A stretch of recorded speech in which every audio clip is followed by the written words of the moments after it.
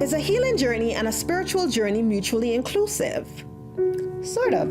Everyone that undergoes a healing journey will not choose the spiritual journey, but everyone going through a spiritual journey would have experienced a healing journey. Sometimes the two are unfolding simultaneously.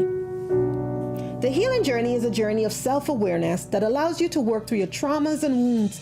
It begins with pain.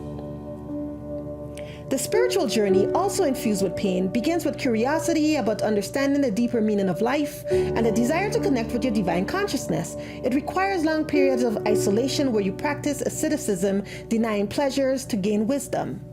I like to think that both journeys will teach you about love. The healing journey is the journey that teaches you to love yourself.